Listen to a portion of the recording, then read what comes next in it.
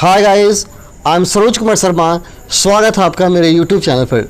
Guys, आज हम लोग class 12th English rainbow part 2 के पोइट्री सेक्शन के सेकंड पोएम को पढ़ेंगे, जिसका नाम है सॉन्ग ऑफ माई सेल्फ।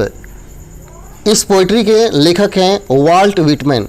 आज मैं आपको इस पोएम के जितने ऑब्जेक्टिव क्वेश्चन हैं उन सारे क्वेश्चन को इस वीडियो में बताऊंगा, जो कि परीक्षा में प्रतिवर्ष पूछा जाता है। यदि आपको ये वीडियो अच्छा लगे तो चैनल को आप जरूर सब्सक्राइब करेंगे और अपने दोस्तों तक जरूर शेयर करेंगे। तो चलिए हम लोग समय बर्बाद नहीं करते हैं, वीडियो को शुरू करते हैं।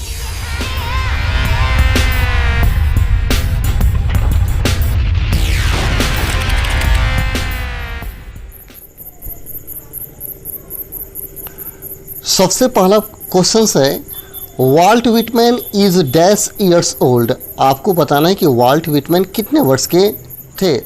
विकल्प दिया 35 years, 36 year, 37 year and 38 years. What is and कितने वर्ष के थे, तो आपका आंसर होगा 37 ईयर्स ओल्ड। विकल्प नंबर सी आपका सही है। अगला क्वेश्चन है, the poet in song of myself dash for himself. विकल्प दिया गया क्राइज, सिंग, लाफ या शूट। तो जो पोएट है वो क्या बोलते हैं कि I sing myself and enjoy my self. अतः आपका विकल्प कौन सा होगा? सही बी होगा, sing for himself. Okay, next, dash is inevitable. Dash is inevitable यानी क्या आमंत्रित करने योग्य है। विकल्प है लाइस, डेथ, वॉकिंग या टॉकिंग। तो कभी वाल्ट व्हिटमैन है वो बोलते हैं कि डेथ जो है वह इनविटेबल है। तो विकल्प नंबर बी आपका सही है। अगला है, the dash of death are the whispering never. The dash of death are the whispering never यानी कौन विस्परिंग नेवर है? मैसेंजर्स, फ्रेंड्स, इनेमीज या गॉड। तो पोएम आप पढ़े होंगे तो आपको याद होगा कि वो मैसेंजर्स है जो विस्परिंग नेवर जिसको कवि बोलते हैं, मैसेंजर को, मैसेंजर्स। ओके, नेक्स्ट है, वाल्ट व्हिटमैन्स वाज बॉर्न इन। यानी वाल्ट व्हिटमैन का जन्म कब हुआ था? 1820, 1819, 1815, 1831। यानी वाल्ट व्हिटमैन का जन्म कब हुआ था? तो आपका आंसर हो जाएगा 1819। विकल्प नंबर बी सही है, 1819। Okay, next question, Walt Whitman dead in. यानी आपको बताना है वाल्ट व्हिटमैन का मृत्यु कब हुआ था? 1872, 1892, 1862 या 1820। यानी उनकी मृत्यु कब हुई थी? तो याद रहे वाल्ट व्हिटमैन डैड इन 1892 यानी 1892 में उनकी मृत्यु हुई थी। ओके, विकल्प नंबर बी आपका सही है। Next, leaves of grass A collection of poetry non for its free rhythm is written by. आपको बताना है कि लीव्स ऑफ ग्रास किसने लिखा है। लीव्स ऑफ ग्रास किसने लिखा है? विकल्प है W S. Auden, Walt Whitman, T S. Eliot या John Keats. Who is the writer of leaves of grass? आप पढ़े होंगे कि लीव्स ऑफ ग्रास कविताओं का संग्रह है जो वाल्ट व्हिटमैन का सबसे पॉपुलर किताब है। तो कौन सा आंसर होगा? Walt Whitman. विकल्प नंबर बी आपका सही है। अगला question, the poet enjoy himself and sing for dash. Sing for dash. विकल्प public, before, children and self. यानी आपको बताना है कि कवि खुद एंजॉय करता है और किसके लिए गाता है। तो पोएम में स्पष्ट कर दिया गया है। कवि कहते हैं कि I enjoy myself and Singh myself. And खुद गाते हैं, खुद आनंद लेते हैं। तो क्या होगा आंसर? सेल्फ। यहाँ हो जाएगा फॉर सेल्फ, डी।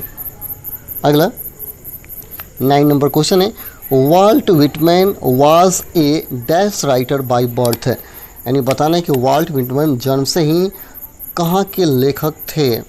विकल्प है अमेरिकन, ब्रिटिश, ऑस्ट्रेलियन, अफ्रीकन। यानी कहाँ के थे? तो आपको याद होगा कि Walt Whitman was in American. यानी विकल्प नंबर ए आपका सही है। अगला क्वेश्चन है, who is the speaker in this poem. इस पोएम में, इस कविता में स्पीकर कौन है? Who is the speaker in this poem? विकल्प हैं a boy, a girl, the poet himself, an old man who is a speaker in this poem. तो याद रहे इस पोएम में कवि खुद स्पीकर है, यानी the poet himself, the poet himself. विकल्प नंबर सी आपका सही है। अगला है what does the poet observe in summer? Poet summer में क्या ऑब्जर्व करता है?